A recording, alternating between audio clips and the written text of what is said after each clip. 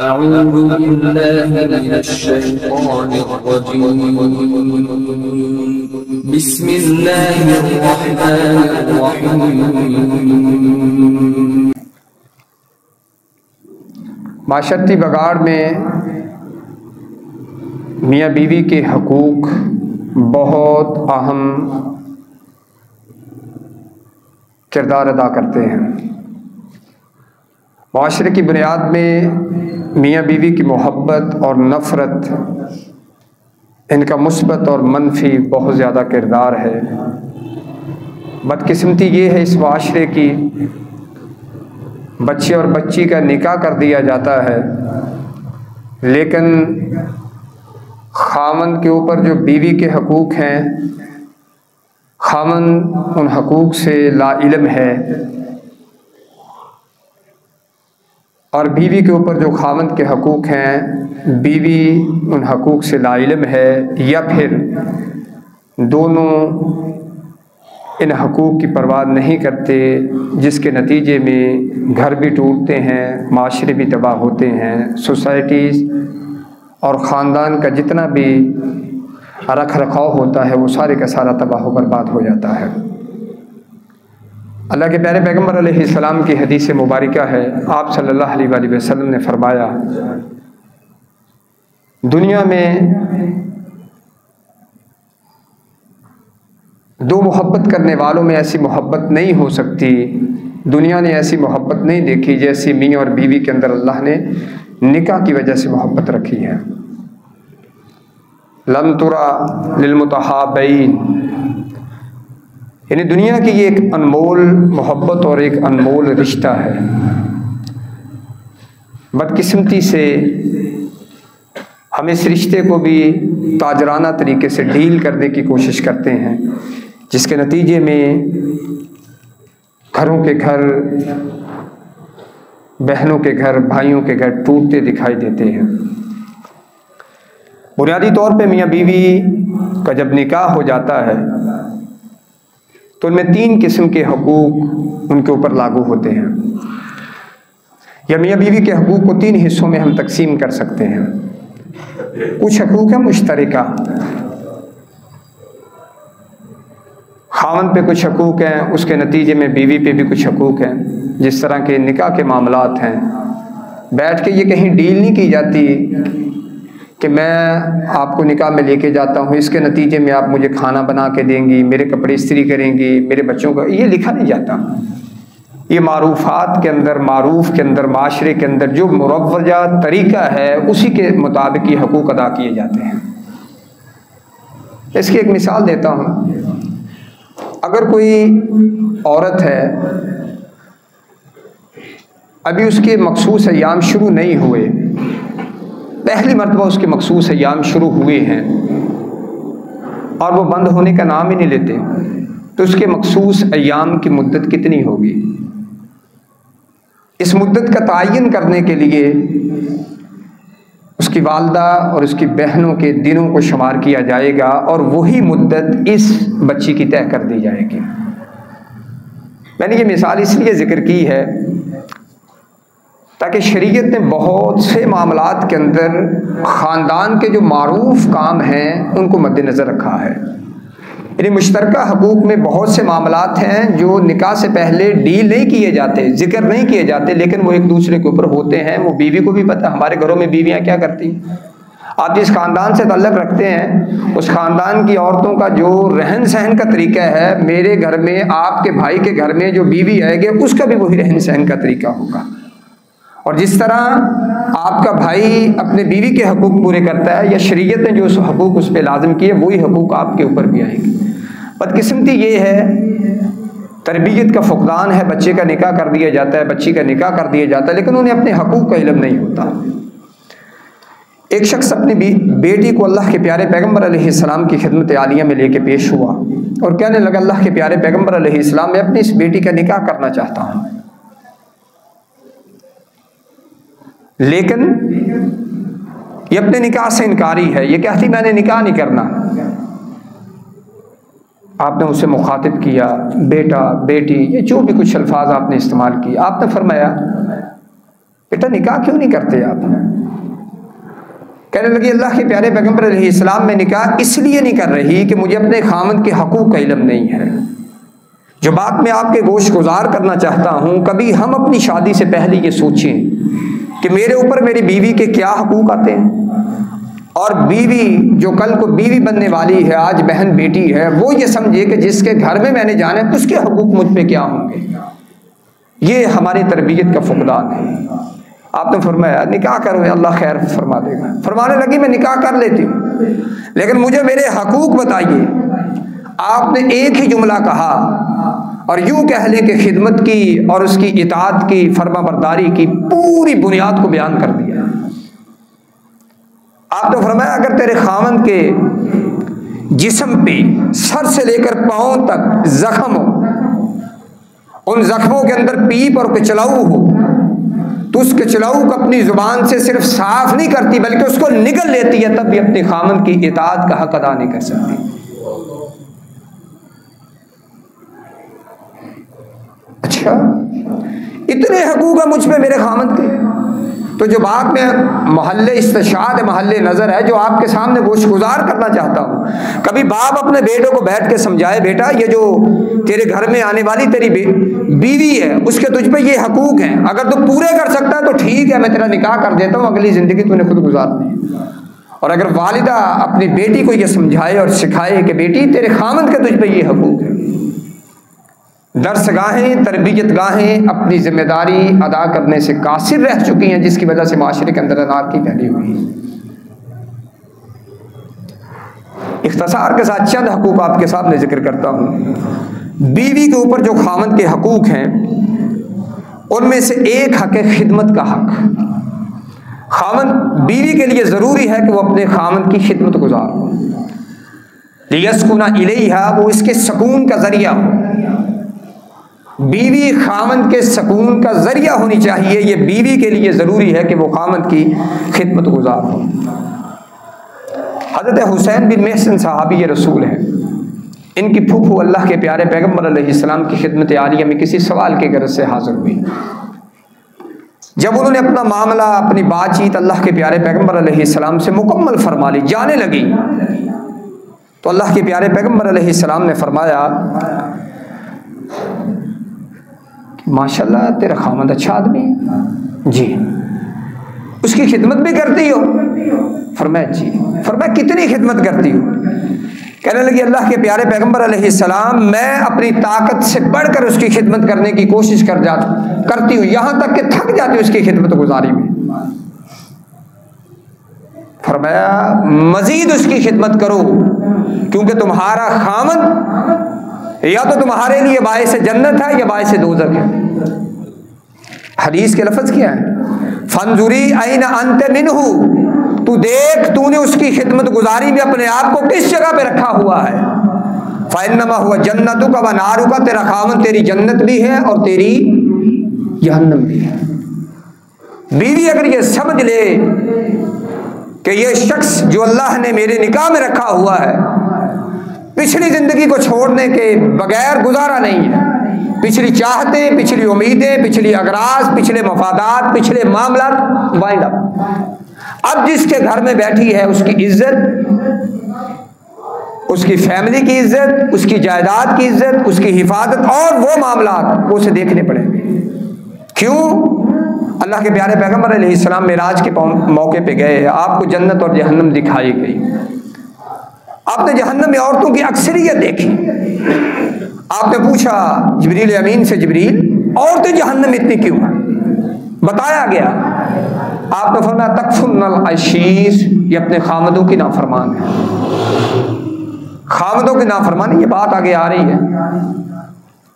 खामदों की नाफरमानी, उनकी खिदमत गुजारी न करना, ये औरत के लिए जहन्नम का बाइस है। उसकी खिदमत करना ये औरत के लिए जन्नत का बाइस है। हज़रत फ़ातिमा तो ज़हरा रज़ी अल्लाह ताला अन्हा सय्यदा निसाउ अहलिल जन्ना, अल्लाह के प्यारे पैगम्बर अलैहिस्सलाम की बेटी शहज़ादी फ़ातिमा, अल्लाह के प्यारे पैगम्बर अलैहिस्सलाम के पास कुछ गुलाम आए। मैं इशारतन बात करके आगे निकलता हूँ। गुलाम लेने के लिए अल्लाह के प्यारे पैगम्बर अलैहिस्सलाम की खिदमत आलिया में पेश हुई। फरमाने लगी अल्लाह के नबी सल्लल्लाहु अलैहि वसल्लम, ये गुलाम आप दूसरी सहाबियात और सहाबा कराम के अंदर तकसीम फरमा रहे हैं।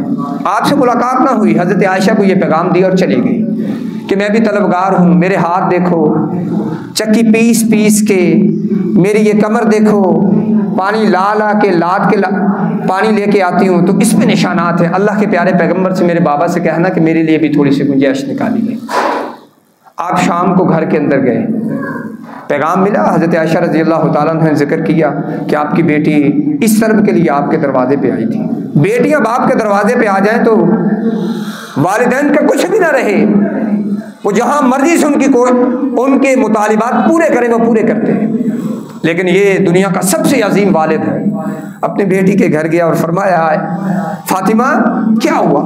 अल्लाह के प्यारे पैगंबर, थक जाती हूँ, चक्की पीसती हूँ, पानी लाती हूँ, हज़रत अली रज़ी अल्लाह तआला अन्हु की खिदमत गुजारी में वक्त गुजारती, थक जाती हूँ, मुझे भी गुलाम और लोंडी दे दीजिए। आप तो फरमाया मैं तुझसे इससे अच्छा वजीफा ना बताऊं, वो जो तस्बीहात फातिमा के नाम से वजीफा मशहूर है। आप तो फरमाया रात को सोते वक्त 33 मरतबा सुबहान अल्लाह, 33 मरतबा अल्हम्दुलिल्लाह, 34 मरतबा अल्लाह अकबर कहा करो, तेरी सारी थकावटें उतर जाएंगी और फिर सुबह को फिर अपने घर के मामलात में मसरूफ है। ये आज के मामलात नहीं है कि मैं कहूँ मेरी बीवी थक जाती है, मेरी बहन थक जाती है, ये जी तेरी बीवी है तुझे ख्याल ही नहीं है, हमारी बहन है, हमने इसे फूलों की तरह रखा है, शहजादियों की तरह रखा है। ये दुनिया की बहुत बड़ी शहजादी हज़रत फातिमा भी थक जाती थी और बाप कह के आया था कि तस्बीहात फातिमा मैं तुझे बता रहा हूँ यही पढ़ा कर। अज़कार की तरफ तवज्जो दिलाई आप सल्लल्लाहु अलैहि वसल्लम ने। और लेकिन जो बात समझने वाली है, घर के काम करके, खामद के काम करके कौन थकता है? फातिमतुज़्ज़हरा। हज़रत अबू बकर रज़ी अल्लाह तआला अफ़ज़लुल बशर बादल अंबिया, पूरी उम्मतों में सबसे अजीम उम्मती हज़रत अबू बकर रज़ी अल्लाह तआला। बेटी का नाम क्या? अस्मा है। शादी किससे की? हज़रत ज़ुबैर से की। गालिबन ये खालूजाद भाई थे, उनसे शादी की। खुद बयान करती हैं अस्मा बिन्त अबी बकर, फरमाती हैं कि जब मेरी शादी मेरे खामद ज़ुबैर से हुई, ज़ुबैर बड़ा गरीब सा आदमी था, बड़ा कल्लास सा आदमी था। घर में एक ऊँट था, उस ऊँट पे मैं पानी भर के लाया करती थी। उस वक्त चश्मों से पानी लाया जाता था, मैं पानी भर के लाया करती थी। एक घोड़ा था, उस घोड़े को चारा मैं डाला करती थी। सिर्फ डालती नहीं थी बल्कि 2 मील के लफ्ज़ हैं, जिसका तकरीबन 3 किलोमीटर बनेगा। 3 किलोमीटर दूर हज़रत ज़ुबैर का खेत था जो उसे तोहफ़तन अल्लाह के नबी सल्लल्लाहु अलैहि वसल्लम ने अता किया था। उससे मैं खजूर की गुठलियाँ इकट्ठी करके लाती थी, उन्हें तोड़ती थी और उसके बाद वो घोड़े को पेश करती थी बतौर चारा। तो ये औरतों की जिम्मेदारियाँ हैं, ये खिदमतें करना, खामदों की खिदमतें करना, बच्चों की खिदमतें करना, बच्चों को तैयार करना। मैंने बहुत से खामदों से सुना, बस यार मेरी वालदा ज़्यादती करी, मेरी बीबी बड़ा काम करती है। ये जिम्मेदारी है उसकी। मस्कन किसको कहते हैं? सुकून की जगह को। घर क्या होते हैं? मस्कन। ये जो है ना हाउस वाइफ का लफ्ज़ है, ये लफ्ज़ ही गलत है। ये हमारी इस्लामी इस्तिलाह में अगर इस लफ्ज़ को अंग्रेजी में कन्वर्ट करें ना, ये हाउस मेकर है। ये घर बनाने वालियाँ होती हैं, घर बनाने वालियाँ होती हैं। आज तो हम मादियत के जिस दौर में भाग दौड़ कर रहे हैं ना, इसमें ये दौड़ है कि जी बस बीवी ऐसी हो जो मुलाजम हो, कुछ मुझे भी सुकून हो जाएगा। बच्चों की तरबियत में फुकदान आता है, आए। वालिदैन की खिदमत में फुकदान आता है, आए। मेहमान को होटल से रोटी खिला के उसे जनाब उसे माजत करनी पड़ती है तो करनी पड़े, कुछ नहीं होता, पैसा आना चाहिए। ये हाउस मेकर, औरत घर बनाने वाली होती है।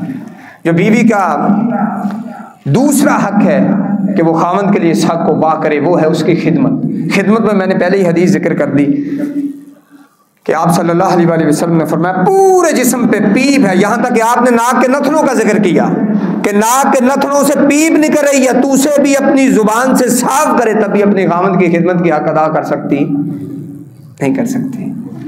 खैर, लेकिन इसमें एक बात और भी जहन में रखिए, खामद को चाहिए कि वो ऐसे जिम्मेदारियों उस पर ना डाले जिसमें अल्लाह की नाफरमानी आती हो। आप सल्लल्लाहु अलैहि वसल्लम की हदीस है, आपने फरमाया इसनानी 2 बंदे हैं, ला युजाविज़ु सलातुहुमा रऊसहुमा, उनकी नमाज उनके सर से भी ऊपर नहीं जाती, यानी उनकी नमाज कबूल नहीं होती। पूछा गया अल्लाह के प्यारे पैगंबर कौन से 2 बंदे हैं? आपने फरमाया वो गुलाम जिसे उसके मालिक ने खरीदा है और वो भाग गया। ये बंदा मुसलमान है, नमाजें पढ़ता है, लेकिन अपने मालिक के साथ इसने वफादारी नहीं की तो अल्लाह इसकी नमाज को भी अपनी बारगाह में कबूल नहीं फरमाते। और दूसरा शख्स, दूसरा फर्द वो है जो कि किसी के निकाह में औरत चली गई है लेकिन वो अपने खामद की नाफरमानियां करती है, उसकी खिदमत गुजारी में वो मसरूफ नहीं होती। ऐसी औरत तहज्जुद भी पढ़े, नमाज़ें भी पढ़े तो उसकी तहज्जुद और नमाजों की ज़रूरत हमें नहीं है। इसीलिए तो आप सल्लल्लाहु अलैहि वसल्लम ने फरमाया, ये आगे हदीस है, आपने क्या फरमाया, कोई औरत जिसके अंदर ये खूबियाँ हैं, जिसमें ये खूबियाँ हैं, वो औरत जन्नती है। कौन सी औरत? जो माह रमज़ान के रोज़े रखती है, नमाज पढ़ती है, अपने खामद की खिदमत करती है और अपने शर्मगाह की हिफाजत करती है। 4 बातें जिक्र की आपने। पहली बात नमाज की पाबंद है, दूसरी बात रोज़े रखती है, तीसरी बात अपनी इज्जत अपनी आबरू की हिफाजत करती है और चौथी बात अपने खामद की इताअत करती है। मिलेगा क्या? जन्नत के 8 दरवाजे हैं, जिससे चाहे जन्नत में चली जाएगी। एक शख्स वो सवाल करता है, जी मैं तो तहज्जुद पढ़ लेता हूँ, मेरी बीवी, ये माह रमज़ान में देख लें क्या होता है, बेचारी बीवियाँ पहले उठती हैं, माएँ पहले उठती हैं, बहनें पहले उठती हैं, हमारे लिए सहरी तैयार करती हैं। हम कोई 15-20 आधा घंटा पहले उठे, 15-20 मिनट पहले उठे, हमने वुज़ू किया, 2 रकते पढ़ी, वो बेचारी देख रही है कि मैं रोटी पका रही हैं, ये 2 रकते भी पढ़ रहा है। अजर से बज़ाहिर महरूम है, नहीं महरूम, सिर्फ 5 नमाजें अपने वक्त पे अदायगी कर लेती है, अपनी शर्मगाह की हिफाजत कर लेती है, अपने खामद की इज्जत कर लेती है और माह रमज़ान के रोज़े रखते। 4 बातें आप सल्लल्लाहु अलैहि वसल्लम ने फरमाई।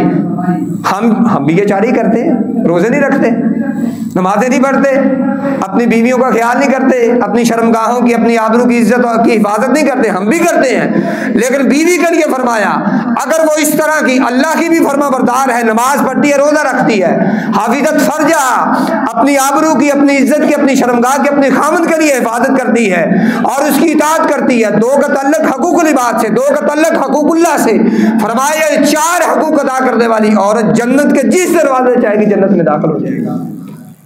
कितनी बड़ी फजीलत है। बज़ाहिर तहज्जुद भी इसमें शामिल नहीं है, नफली रोज़े भी शामिल नहीं है इसमें, लेकिन आप सल्लल्लाहु अलैहि वसल्लम ने फरमाया। इसीलिए तो एक तीसरा हक ये है कि बीवी नफली रोज़ा अगर उसका खामद मौजूद है, एक है कि उसका खामद किसी बाहर मुल्क में, किसी बाहर शहर में गया हुआ है मुलाजमत करने के लिए, वो नहीं, अगर उसका खामद उसी घर में मौजूद है या उस शहर के अंदर मौजूद है तो एक हक ये भी है खामद का बीवी के ऊपर कि वो नफली रोज़ा भी अपने खामद की इजाज़त के बगैर नहीं रख सकता। अल्लाह के प्यारे पैगम्बर अलैहिस्सलाम ने ना बीवी के लिए ज़रूरी करार दिया है, शरीयत ने ये ज़रूरी ज़ाब्ता रखा है कि बीवी के ऊपर खामद का ये भी हक है कि वो उसके माल, उसकी जायदाद, उसकी इज्जत और आबरू की हिफाजत करने वाली है। हमारे घरों के अंदर मैं 2 बातें जिक्र करने लगा था। जो मोबाइल का फितना है ना, इसके फ़ायदे बड़े हैं लेकिन इससे घर भी बड़े टूट रहे हैं। मैं गुज़श्ता दिनों एक सर्वे पढ़ रहा था, पता नहीं सही है कि गलत है, 28% तलाक की जो वजूहात हैं वो मोबाइल है। किसकी कॉल आई थी, कौन था, क्यों कॉल की थी? बाज़ औक़ात गलत नंबरों से कॉल आ जाती है। आजकल वैसे होता तो बहुत कम ऐसे, लेकिन फिर भी हो जाता है। गलत नंबर से आई कॉल, अगर वो तलाक तक नहीं पहुंची तो वो बंदे को मारने तक चली गई है। मेरे घर में रह के, और कुरान मजीद ने इस मरज़ का जिक्र किया है। 5वें पारे को अगर आप पहले सफ़े को पढ़िए ना तो वहाँ पे अल्लाह रब्बुल इज़्ज़त ने जिक्र किया है, दर पर्दा दोस्तियाँ। ये मेरा कुलीग है जी, ये मेरा क्लास फेलो है, तेरा क्या लगता है? बच्चा अगर छोटा हो, बालिग ना हो तो सफ़र औरत, सफ़र के अंदर गैर बालिग बच्चा उसका महरम नहीं बन सकता। एक औरत दूसरी औरत की महरम नहीं बन सकता। मतलब मैं अपनी बीवी को भेजता हूँ, साथ उसकी बहन को भेज देता हूँ कि आप सफ़र कर लें, तो वो महरम नहीं है, वो महरम नहीं है। अल्लाह रब्बुल इज़्ज़त ने क्या एहसान किया औरत पे। अभी छोटी है, तो बाप की सूरत में उसे एक साया दिया। थोड़ी सी बड़ी हुई, बाप के साथ साथ भाई का साया दिया। उससे बड़ी हुई, अल्लाह ने खामद का साया दे दिया।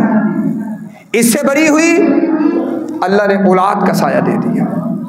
किसी भी सूरत में उसे गैर महरम नहीं रखा। लेकिन हम खुद रिक्शे पे बिठाते हैं, खुद गाड़ियों में बिठाते हैं। ये मसाइल हैं जी। क्या मसाइल हैं जी? दुकान पे वक्त पे जाना है, तो ये मसला नहीं है। अगर इसका किसी से इलैक शलैक हो गई तो फिर ये मसला नहीं बनेगा। घर टूटते नहीं हैं। 5-5 बेटों बेटियों की औलाद की वारिस माँ क्या भागती नहीं देखी इस माशरे ने? क्या वो अपने आशराओं से भागती नहीं देखी? ये मसला नहीं है। उन्हें जी बस थोड़ी सी गुंजाइश निकाले।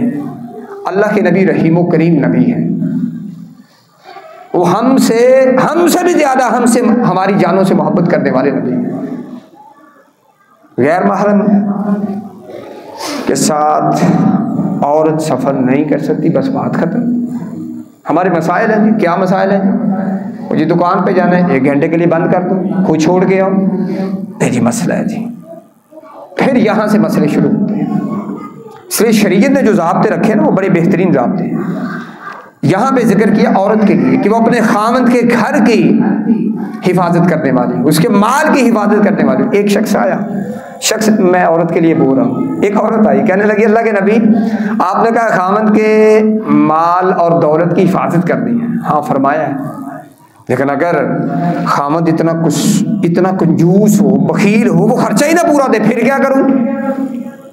खर्चा नहीं देता, क्या करूं? बकदरे ज़रूरत आपने, बकदरे कैफियत आपने इजाज़त दी। ये नहीं है कि इधर से निकाल अपने घर वालों के, वो अपने ससुराल के, यानी खामद के ससुराल के घर में चीज़ें भेजना शुरू कर दें। लेकिन यहाँ पे भी मैं समझता हूँ ये मामला तो माशरती से मसाइल हैं। मेरा ख्याल ये है कि अगर खामद अपने हकूक़ पूरे करे ना, जो आगे आ रहे हैं, तो मेरा नहीं ख्याल कि कोई बीवी आपके घर से चीज़ उठाएगी और अपने वालिदैन तक पहुँचा देगी। क्यों? हम बीवी के भाइयों को क्या समझते हैं? क्या समझते हैं? उसके वालिदैन को क्या समझते हैं? वो तो हमारे बाप के, वालिदैन के, अपने ससुर सास के जूते तक साफ करके दे, और हम बादशाह हैं। आगे हुकूक आ रहे हैं, फिर हमारी भी नजरें थोड़ी सी नीचे हो जाएंगी। खैर, एक हक अल्लाह के प्यारे पैगम्बर अलैहिस्सलाम ने ये जिक्र किया। 5वें नंबर पे हक ये है, ये बड़ा अहम हक है कि बीवी खामद के घर में, ज़ाहिर वो खामद के घर में रहती है ना, किसी ऐसे शख्स को ना आने दे जिससे खामद राजी नहीं है। एक तो हदीस है बड़ी सीधी सीधी, फरमाया अपने खामद की इजाजत के बगैर घर में किसी को नहीं आने देना। लेकिन खुतबा हज्जतुल विदा के मौके पे जो आपने जिक्र किया था, वो ये हक था। आपने फरमाया बीवियों के लिए जरूरी है कि वो अपने खामदों के घर में बिलखसूस ऐसे मर्दों को ना आने दें, ऐसे अफराद को ना आने दें जिनको वो पसंद नहीं करता। इसमें सिर्फ मर्द शामिल नहीं है, इसमें औरतें भी शामिल हैं। अल्लाह के प्यारे पैगम्बर अलैहिस्सलाम ने एक मुखन्नस को मदीने से निकालने का हुक्म दिया था। इल्म में है वाक़या, क्यों दिया था हुक्म? लड़ाई डलवाता था, लोगों के घर में गया, औरतों के पास बैठा, गप्पे शप्पे लगाई, बाहर आया, उन औरतों की खूबियां खामियां मर्दों के सामने बयान करनी शुरू कर दी। किसी के घर में दाखिल हुआ, उससे पूछा वो फलां का लड़का कैसे, सारी उसकी कितना स्टोरी सुना दी औरतों को। वो इश्क माशके के चक्करों में माशरती समाज जो था, इम्तजाज था, उसको बर्बाद कर रहा था। आपने फरमाया निकालो इसे यहाँ से। इसलिए कोई भी फर्द, बीवी का रिश्तेदार हो या खामद का रिश्तेदार हो, अगर खामद कह देता है कि इस शख्स को मेरी इजाज़त के बगैर घर में नहीं आने देना, तो बीवी के लिए ज़रूरी है कि उस शख्स को घर में ना आने दे। माजत कर ले, भाई आपके भाई आएंगे तो आप घर में आ जाना, मैं अकेली हूँ, माजरत कोई काम है तो बता दें, फ़ोन पे उनसे बात कर लें, बेहतरीन तरीका है। और बिलखसूस शरीयत ने औरत को पाबंद किया है कि वो किसी मर्द को अपने जो मखसूस बेडरूम, इसको कहते हैं, बेडरूम के अंदर किसी भी शख्स को खामद की इजाज़त के बगैर नहीं बिठा सकते। बेडरूम में नहीं लेके जाए, बैठक तक बिठाए, बेडरूम तक ले जाने के लिए खामद अपनी मर्जी से ले जाए तो फाबिया, वगरना बेडरूम तक औरत किसी भी अपने सके रिश्तेदार को भी ले जाने से गुरेज करे तो इसमें खैर, इसमें बेहतरी, और यही शरीयत का रास्ता है। आपने फरमाया था 3 बंदों की नमाज नहीं होती, उनमें आपने ये भी एक बात जिक्र की थी। तो खैर एक हक ये भी, और ये बड़ा सख्त हक मैं बयान करने लगा हूँ, बीवियों के ऊपर खामदों का ये हक है, खामद की शुक्रगुजारी करें। शुरू में मैंने जिक्र कर दिया, जहन्नम में आपने औरतों की अक्सरियत देखी तो क्या फरमाया, तकफुरन लशीर, औरतें जहन्नम में इसलिए जा रही हैं कि ये अपने खामदों की नाफरमानी। वो हदीस है ना, सारी जिंदगी खामद ने खिदमत गुजारी में गुजार दी, कोई मुश्किल वक्त आया, मुश्किल वक्त आ गया, हालात तंग हो गए, माशी हालात या मुआशरती हालात, रिश्तेदारियां टूटने लग गई या माशी हालात खराब हो गए। जिदों दी तेरे घरें आई सुख नहीं देखिया, जिदों दी तेरे घरें आई सुख नहीं देखिया, ये लफ्ज खामद की नशुक्री वाला है, ये लफ्ज खामद की नशुक्री। वो क्या कहा था इस्माइल अलैहिस्सलाम की बीवी ने, क्या कहा था, इब्राहिम अलैहिस्सलाम मिलने के लिए आए अपने बेटे से, जब आए लंबा सफर करके आए, थके हारे हैं, पूछा आके ये इस्माइल क्या कर रहा है, जुरहम कबीले की ये औरत है जी, इस्माइल क्या कर रहा है, आपका क्या लगता है, मेरा खामद है। अच्छा, हालात कैसे चल रहे हैं, उसको कोई हालात नहीं है, क्या हुआ, और बड़ी मीठी सूखी खा के रूखी सूखी खा के गुजारा करते हैं। क्या हुआ, क्या शिकार पे निकला है, मिल जाए तो 2-4 दिन अच्छे गुजर जाएंगे, ना मिला तो फिर आज भी फाका। पैगाम क्या दे के गए थे इब्राहिम अलैहिस्सलाम, जद्दुल अंबिया है, 80,000 कमो बेश अंबिया की, इमाम इब्न कसीर रहमहुल्लाह ने तकरीबन 80,000 अंबिया का बाप नबी लिखा है। 80,000 अंबिया का बाप इब्राहिम अलैहिस्सलाम, फरासत कितनी होगी, मिल्लतन वाहिदा था अकेला, अल्लाह ने पूरी उम्मत करार दिया है इस इब्राहिम को, फरासत कितनी होगी, फरासत का इमाम है। कहा तेरा खामद घर में आए ना तो कहना ये जो दरवाजे की चौखट है ना ये सीधी नहीं लगेगी, इसे बदल दे। उसी फिर फरासत के इमाम का बेटा भी कायनात का बेहतरीन फरासत वाला शख्स है। घर में कोई आया था आज, और बस एक बूढ़ा सा शख्स था, तफसीली वाक़या है, कोई पैगाम तो नहीं छोड़ के गया जी, एक छोटा सा मैसेज है। क्या, ये जो मैंने आपको पहले कई मरतबा कहा ये चौखट सीधी नहीं है, यही वो शख्स कह गया था। कहा तूने चौखट किसी और चीज को समझा था, वो किसी और बात को चौखट कह के चला गया। ये जो नशुक्री है बीवियों की, ये अंबिया को भी गवारा नहीं, बीवी नशुक्री नहीं होनी चाहिए। जिस घर में बैठी है ये उसकी इज्जत है, अगर वो खुद अपने खामद की इज्जत नहीं करेगी, हमारे वो पंजाबी में कहते हैं जी दिख करे वैल्यू नहीं ना, वो बाहर भी वैल्यू नहीं। अगर वो घर से इसकी इज्जत नहीं करेगी तो फिर बाहर भी इसकी इज्जत नहीं होगी, माशरा भी इसकी इज्जत नहीं करेगा। अगर ये बीवी अपने बच्चों की मौजूदगी में अपने खामद की इज्जत नहीं करेगी तो फिर ये औलाद भी अपने बाप की इज्जत नहीं करेगी। और बहुत से घरों में मैंने देखा है उनमें बगाड़ की वजह सिर्फ ये है कि माओ ने अपने बेटों अपनी बेटियों की मौजूदगी में अपने खामदों की यानी उनके बाप की इज्जत नहीं की, जिससे बगाड़ पैदा हुआ। इसलिए हमारी बहनों को ये चाहिए। बल्कि एक सहाबी आए, यानी सहाबी औरत आई, उसने पूछा अल्लाह के नबी हलावत क्या है, ईमान की लज्जत क्या है? क्या फरमाया? कहा ईमान की लज्जत नसीब नहीं हुई। क्या है? आपने फरमाया जब तक तू खामद की शुक्र गुजार रहेगी तब तक तुझे अल्लाह रब्बुल इज्जत ईमान की लज्जत अता फरमाएगा। जब तक कोई बीवी अपने खामद की खिदमत गुजार नहीं है तब तक उसे ईमान की लज्जत, बल्कि हदीस के लफ्ज़ हैं जो बीवी अपने खामद के, जो औरत अपने खामद के हकूक पूरे नहीं कर सकती वो अल्लाह का भी हक अदा नहीं कर सकती। ये हदीस के लफ्ज़। खैर इख्तिसार के साथ 2-4-10 मिनट है, इसमें हम बात करें। खामदों पर भी बीवियों के कुछ हकूक है। एक है हक महर। हक महर क्या है? ये निकाह के मौके पे बाहमी रजामंदी से एक रकम जायदाद या कुछ तय किया जाता है। हम मर्दों के अंदर सुस्ती ये है कि हम उस हक महर को अदा नहीं करते। आप पहले ना माने कि मैं इतना हक महर नहीं रखता, लेकिन अगर आपने तस्लीम कर लिया तो उसके एक ढेले के एक पैसे के भी आप वारिस नहीं हैं। वो मुकम्मल बीवी का हक है, वो खुद रखे, वो आपको दे दे, वो अपने बाप को दे दे, बहन को दे दे, बहन के निकाह में इस्तेमाल कर ले, भाई की शादी पे इस्तेमाल कर ले। हमारे लड़ाई की वजह है मैनू नहीं देते, आप दे भरा नहीं देते। वो वारिस है, जिसको मर्जी दे, वो इसमें मुकम्मल बाख्तियार है। हमारे असल में पाकिस्तान में बरसगीर में एक मसला ये है कि औरत की विरासत का एक मसला है।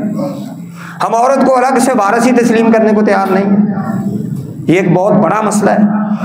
मसलन मेरी बीवी है, उसका बाप उसको 2000 रुपया दे गया, मैं समझता हूँ कि ये मेरा हक है, मेरी मर्जी से इस्तेमाल होगा। नहीं, मेरा हक है ही नहीं, ये तो मेरी बीवी के पैसे हैं। और ये बीवियाँ किधर ले जाती हैं, ये बचा के किधर ले जाती हैं, बताए मुझे। थोड़ा सा गौर करें तो किधर लेके जाती हैं? या आपके बच्चों पे लगाती हैं, या आपके घर में लगाती हैं, या आपके कपड़ों पे लगाती हैं, या आपके जूतों पे लगाती हैं, या आपके मेहमानों पे लगाती हैं। थोड़ा सा हौसला करें, थोड़े से खुले दिल से सोचें तो ये पैसे आपके घर में इस्तेमाल हों। हम लड़ाइयाँ बना के बैठे, वो जो ईद आपको दे के गए हैं, वो तू विरासत उनसे ले, तू फलां उनसे कर, तूने इतने पैसे छोड़ दिए। भाई वो भी जिस तरह मैं वारिस हूँ ना, मेरी बीवी भी इसी तरह वारिस है। हमारे बरसगीर में अगर ये विरासत का तसव्वुर हिंदुइज्म की वजह से या दूसरे लोगों के साथ रहने की वजह से धुंधला हो चुका है, तो इस्लामी तसव्वुर तो बड़ा बात है। वो मुकम्मल बाख्तियार है। और जब तक हमारी औरतें, हमारी बहनें, हमारी इस्लामी बहनें, ये तक अबू तलहा की शादी हज़रत उम्मे सुलैम से पता क्या कैसे हुई थी?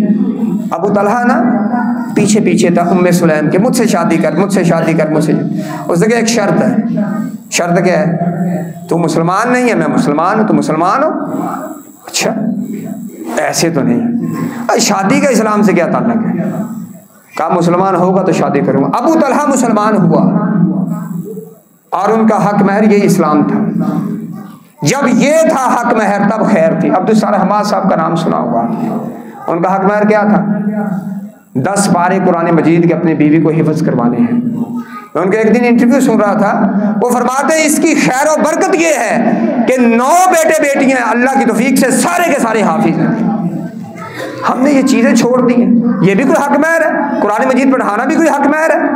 हमने जब ये चीज़ें छोड़ी हैं तो इसकी बेबरकतियाँ हमारे घरों के अंदर। तो खैर हक महर औरत का मुकम्मल हक है। अगर जितना भी आपका हक महर तय हो जाता है वो आप देने के पाबंद है, बल्कि सख्त हदीस है। लेकिन सुन लीजिए, जो शख्स जिंदगी बसर करके चला जाता है, अपनी बीवी का हक अदा नहीं करता, हदीस के लफ्ज़ है क़यामत के दिन आएगा जानी बन के आएगा। था निकाह हुआ लेकिन बना क्या है? क्यों नहीं दिया?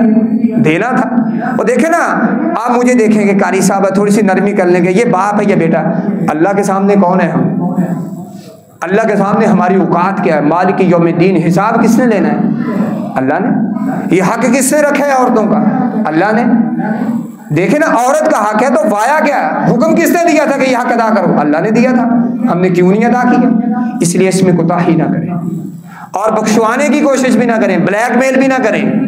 ब्लैकमेलिंग करना शुरू कर देते हैं। अगर तू ये लेगी तो फिर ऐसे करूंगा, अगर ये करेगी तो ये ब्लैकमेलिंग है। भाई सीधी सीधी ब्लैकमेलिंग है। मैंने शुरू में एक लफ्ज़ कहा, हम बीवी खामद को और खामद बीवी को ताजराना तरीके से डील करने की कोशिश करा, जिसे समाज में बिगाड़ा।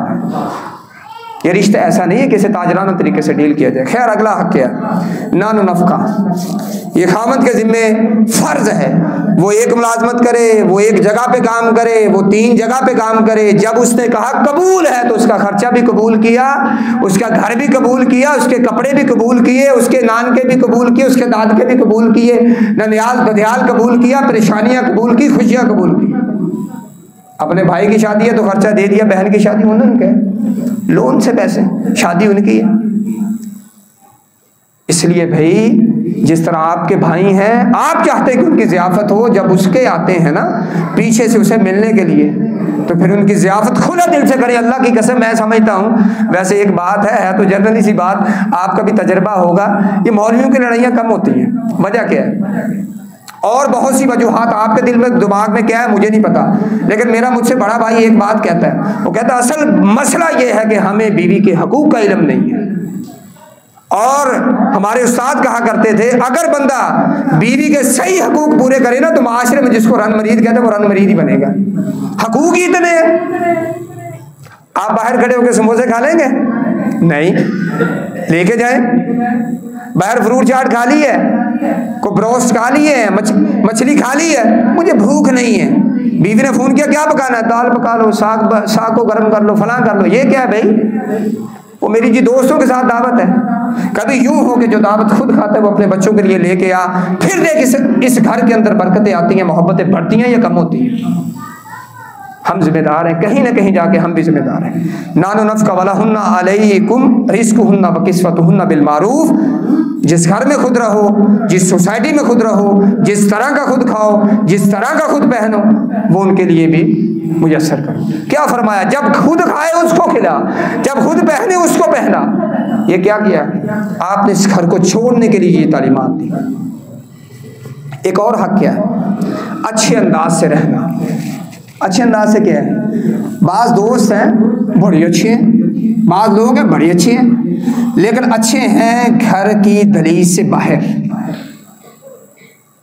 घर के अंदर वो अच्छे नहीं हैं। कुरान मजीद ने कहा वाशिरुहुन्ना बिल मारूफ। मैं बहुत करीब मेरा रिश्ता है, उस शख्स को जानता हूँ, घर में आता तो दरोगा, अल्लाह ना करे दरोगा, उसके चेहरे से मुस्कुराहट छिन जाती है। बाहर ठीक है दोस्तों के साथ, साथियों के साथ, वो बच्चे भी डरे सहमे, बीवी भी डरी सहमे। अम्मी अबू शुरू से ऐसे हैं, ये शुरू से ऐसे हैं, बेटा सिसक सिसक के ज़िंदगी बसर कर ली, अब तो मैं आखिर पे पहुंच चुकी हूँ। बच्चों में अपने बाप की मोहब्बत पैदा होगी या नफरत पैदा होगी? क्या पैदा होगा? बच्चों से मोहब्बत करने वाले, वो अकरा बिन हाबिस का है ना वाकया, अल्लाह के प्यारे पैगंबर अलैहिस्सलाम, आप बोसो इस बच्चे को बोसा दे रहे हैं। फरमाया जी मेरे 10 बच्चे कभी बोसा नहीं दिया। फरमाया तेरे दिल से रहम अल्लाह ने उठा लिया, मैं क्या करूं? क्या करूं मैं? ये औलाद अल्लाह ने दी है, ये बीवी दी है, इसके हकूक पूरे करने के अच्छे अंदाज से रहना। इसीलिए आपने एक म्यार जिक्र किया, आपने फरमाया खियारुकुम लिअहलिकुम, तुम में अच्छा वो है जो किससे अच्छा है? बीवियों से अच्छा है, औरतों से अच्छा नहीं फरमाया कि वो अपनी कलीग से अच्छा है, यूनिवर्सिटी के क्लास वालों से अच्छा है, बल्कि फरमाया खियारुकुम लिनिसाइकुम, जिससे निकाह हुआ उससे ताल्लुक देखा जाएगा। अगर उससे ताल्लुक अच्छा है तो अच्छा, अगर उससे ताल्लुक अच्छा नहीं था, ज़माने भर की औरतों से अच्छा है तो ये अच्छा नहीं, ये तो किसी से ताल्लुक रखना ही गलत है। और आज की गुफ्तगू आखिरी बात, आपको तलाक देने का हक है, मर्द को तलाक देने का हक है ना, तो औरत को अल्लाह ने खुला लेने का हक दिया है। अगर कोई बदतमीज किस्म का इस्लामी तालीमात को छोड़ने वाला बदतमीज मर्द है तो इससे औरत भी खुला ले सकती है। उसकी जो कवायद और शराइत हैं, ये हमारा टॉपिक नहीं है, ये तफसीली बात है, लेकिन अल्लाह रब्बुल इज़्ज़त ने औरत को हक दिया है कि वो खुला ले सकती है। उसमें फिर बंदे को मुज़ाहमत नहीं करनी चाहिए। चाहिए ये कि बंदा अपने मामलात बेहतर रखे, बात ही यहाँ तक ना पहुँचे, बात ही यहाँ तक ना पहुँचे। आज की पूरी गुफ्तगू में जो बात हमने जिक्र की है, मियाँ बीवी के हकूक़ के हवाले से जिक्र की है, ये मौजू किसी और मौके पर भी जिक्र किया जा सकता था, लेकिन आज इसे बयान करने का बुनियादी जो मसला है, घर क्यों टूट रहे हैं, झगड़े क्यों बढ़ रहे हैं, मोहब्बतें बढ़ाइए, अल्लाह से मोहब्बत मांगा करें। अल्लाहुम्मा इन्नी अस्अलुका हुब्बका, या अल्लाह अपना प्यार दे दे, जिससे तू प्यार करता उसका प्यार दे दे, अच्छे अमल का प्यार मुझे दे दे। बीवियों से अच्छे ताल्लुक़ रखें, बीवियों को चाहिए कि वो खामदों को सरताज समझे, इनकी खिदमत गुजारी में वक्त गुजारें। और अगर ना देखें, मेरा फ़र्ज़ है कि मैं अपनी बीवी का खर्चा पूरा करूँ, ये किसका फ़र्ज़ है? खामद का फ़र्ज़ है। लेकिन अगर आप इसे खुश दिली से अदा करना शुरू कर दें तो हदीस के लफ्ज़ है, ये सदका बन जाएगा। ये क्या बन जाएगा? सदका। जूता लेके देना है, कपड़े लेके देने, खाना लेके देना, लेकिन अगर खुश दिली से करेगा तो अल्लाह कहते हैं हम तुझे देना तो था ही, तूने खुश दिली शाद शामिल कर ली है, नीयत साले शामिल कर ली, ये सदके का सवाब मिलेगा। आज की पूरी गुफ्तगू का खुलासा एक ही बात में समझिए, हदीस के लफ्ज़ है कि औरतों को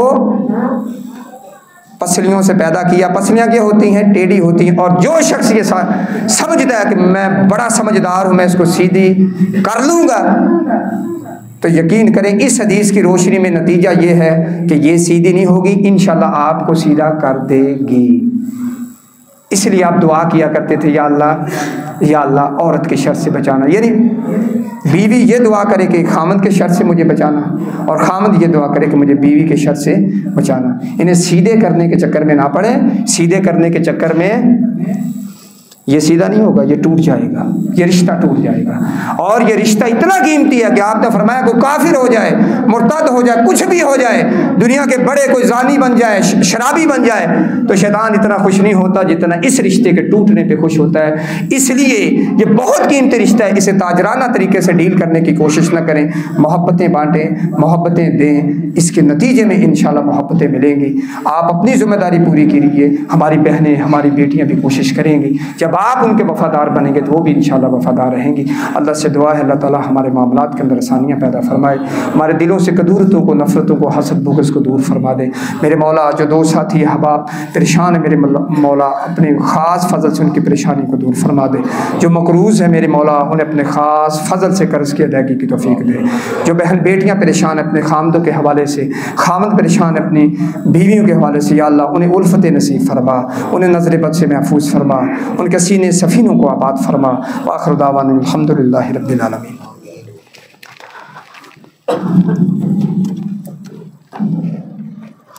इन्नल हम्दुलिल्लाहि नहमदुहु व नस्तईनुहु व नस्तगफिरुहु व नुमिनु बिही व नतवक्कलु अलैहि व नऊज़ु बिल्लाहि मिन शुरूरि अनफुसिना व मिन सय्यिआति अमालिना मन यहदिहिल्लाहु फला मुज़िल्ल लहु व मन युज़लिल फला हादिय लहु।